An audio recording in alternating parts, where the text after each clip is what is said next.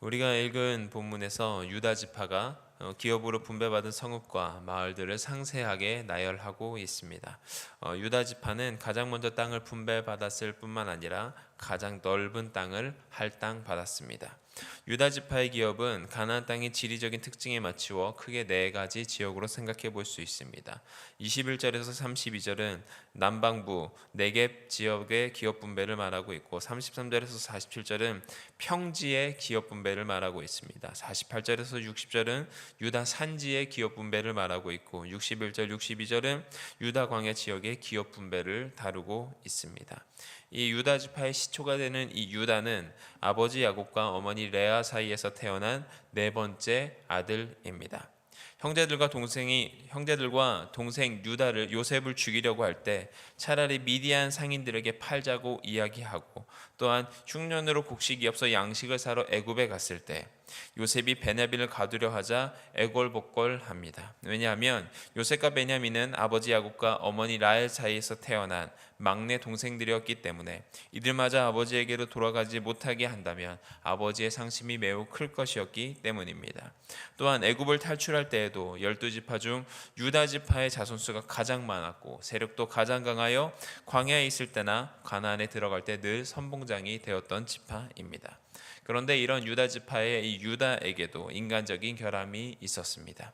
창세기 38장에 등장하는 유다와 다말 사건입니다. 유다가 자기 형제들로부터 떠나 아둘람 사람 히라와 친하게 지냈습니다. 거기에서 가나안 수아라는 자의 딸을 보고 동침하여 아들을 3명 낳았는데 엘과 오난과 셀라를 낳았습니다.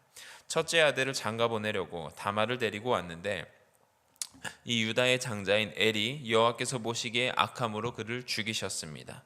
그러자 대를 잇기 위해 그 둘째 아들인 오난에게로 다말을 데려갔지만 오난은 그 씨가 형의 것이지 자신의 것이 되지 않을 것을 알고 땅에 설정했습니다.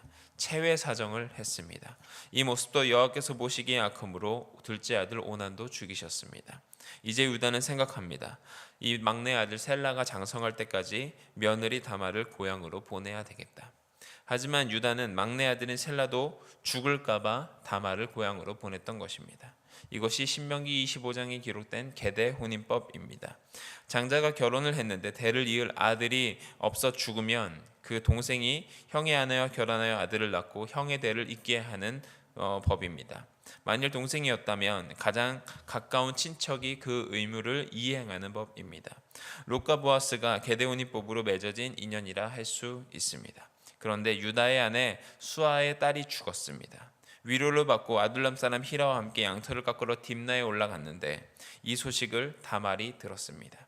과부의 옷을 벗고 너울을 얼굴로 가리고 딥나 길 곁에 앉아 있었습니다. 시아버지 유다에게 앙심을 품은 것입니다. 왜냐하면 셀라가 장성하였지만 자신에게 셀라를 주지 않았으므로 다말이 화가 났던 것입니다. 유다가 길 곁에 앉아있는 다말을 보고 들어가겠다 청합니다. 유다는 다말이라는 것을 알 수가 없습니다. 다말이 내게 무엇을 주겠느냐고 말하자 염소 새끼를 주겠다고 단언합니다. 염소 새끼는 지금 없으니 답보물을 내놓으라고 말하고 도장과 끈과 손에 있는 지팡이를 요구합니다. 단순한 물건들이 아닙니다. 끈 달린 도장은 족장 가문의 소유권의 증표이고 지팡이는 권위적인 상징입니다. 그러니까 하나님의 보호하심을 상징하는 이런 독특한 무늬가 새겨져 있는 귀중한 장신구를 다말이 요구한 것입니다. 유다가 그것들을 답보물로 주고 들어갔더니 유다가 이로 말미암아 임신하게 되었습니다. 하지만 유다가 친구 아둘람 사람의 손에 염소 새끼를 보내서 그 여인의 손에서 답보물을 찾으려고 하였지만 그 여인을 찾지 못했습니다. 그곳에는 창녀가 없다고까지 이야기를 듣습니다. 화대로 보낸 염소 새끼는 답보물과 맞바꿔졌습니다. 석 달이 지나 유다가 다말이 임신한 사실을 사람들의 소식통에 의해 알게 되었습니다. 그것도 쌍태였습니다. 유다는 너무 화가 나서 이 다말을 끌어내어 불살러 죽이려고 했습니다. 자신의 며느리인 다말이 임신을 했다는 것은 가정과 가문의 명예를 더럽힌 데 대한 공개적인 화형식을 하려고 했던 것입니다. 하지만 다말이 죽기 전에 꺼낸 것은 시아버지의 물건인 도장과 끈과 지팡이였습니다. 자신의 물건을 보며 유다가 이렇게 고백합니다. 창세기 38장 26절. 내가 그를 내 아들 셀라에게 주지 아니하였음이로다 하고 다시는 그를 가까이지 아니하였더라. 자신의 잘못을 유다가 인정했습니다. 다말이 나를 꼬셨다고 죄를 전가시킨 것이 아니라 자신의 잘못을 시인했습니다. 아담은 자신의 배필 하와에게 잘못을 전가시켰고 하와는 뱀에게 잘못을 전가시켰지만 유다는 자신의 잘못을 인정했습니다. 사실 이것을 요즘 시대의 단어로 표현하면 근친상간입니다. 간음죄도 해당됩니다. 하지만 다말이 단순히 육체적 욕구에 의한 것이 아님을 우리는 생각해낼 수 있습니다. 시아버지가 자신에게로 들어온 후 다말이 취한 행동을 보면 알 수 있습니다. 창세기 38장에서 이렇게 말합니다. 그가 일어나 떠나가서 그 면박을 벗고 과부의 의복을 도로 입으니라. 만약 다말이 육체적인 욕구 때문이었다면 계속 처녀의 옷을 입고 앉아서 사람들을 유혹했을 것이지만 계대 혼인 건습에 의해 아브라함과 이삭과 야곱과 유다로 이어지는 언약의 계대에 참여하라는 열망이었던 것입니다. 시아버지 유다와 며느리 다말 사이에서 쌍태가 태어났는데 베레스와 세라입니다. 이 베레스는 룻이 살던 시기에 인정받던 사람입니다. 룻이 이렇게까지도 말합니다. 여호와께서 이 소년 여자로 내게 후사를 주사 내 집으로 다말이 유다에게 낳아준 베레스의 집과 같게 하시기를 원하노라. 이에 보아스가 룻을 취하여 아내로 삼고 그와 동침하였더니 여호와께서 그로 잉태케 하심으로 그가 아들을 낳은지라. 베레스는 마태복음 1장에서 예수님의 탄생 족보에 기록되어 있는 사람입니다. 유다 다말의 관계에서 태어난 근친상간에서 태어난 자녀가 예수님의 족보에 기록되어 있습니다. 아브라함 때부터 주신 언약은 실제적으로 요셉을 통해 이루어지지만 혈통적으로는 유다를 통해 이루어졌습니다. 유다를 통해서 이어져 오던 계보는 그 아들들의 잘못으로 끊어질 위기에 처했었지만 다말로 인해 다시 이어졌습니다. 윤리적으로는 잘못된 것이지만 성경의 언약의 계대에 참여하라는 열정에 의한 것임을 우리는 성경 곳곳을 통해 알 수 있는 것입니다. 이렇게 시작된 유다 지파가 땅을 기업으로 분배받고 있습니다. 이러한 사실을 아는 유다 지파는 얼마나 감격했었을까요? 이렇게 지파가 분배받는 땅의 의미가 있습니다. 21절에 접근한이라고 번역된 이 히브리어 헤아림은 보호하다, 지키다라는 의미로 성벽으로 둘러싸인 도시를 뜻합니다. 이것은 적으로부터 보호를 받을 수 있는 영구적인 정착지가 된다는 의미입니다. 영구적인 정착지, 우리가 원하는 곳입니다.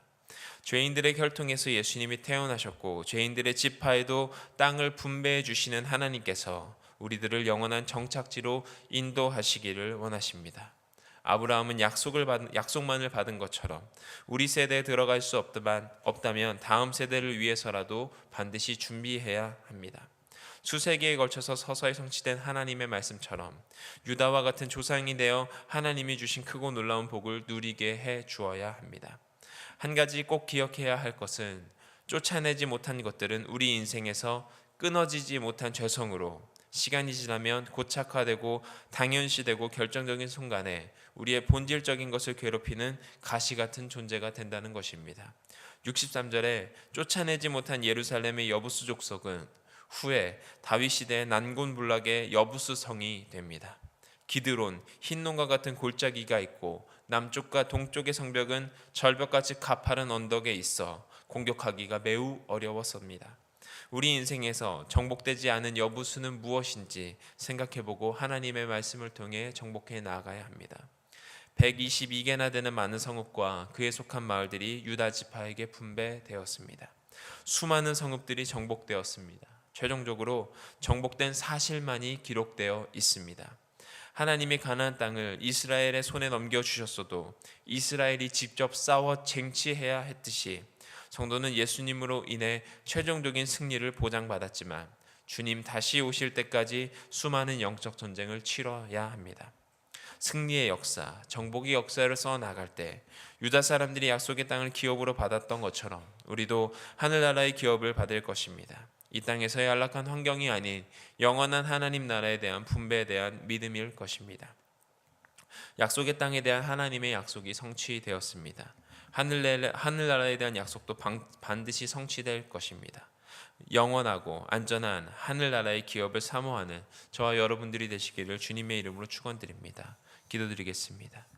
주님, 유다 지파가 죄인의 혈통으로 시작된 지파였지만 주님께서 땅을 분배해 주신 것처럼 주님, 우리도 죄인들이었지만 주님께서 분배해 주실 영원한 땅의 기업을 바라보며 하루를 살아갈 수 있는, 매일매일을 살아갈 수 있는 우리들 될 수 있도록 인도하여 주옵소서. 예수 그리스도의 이름으로 기도드립니다. 아멘.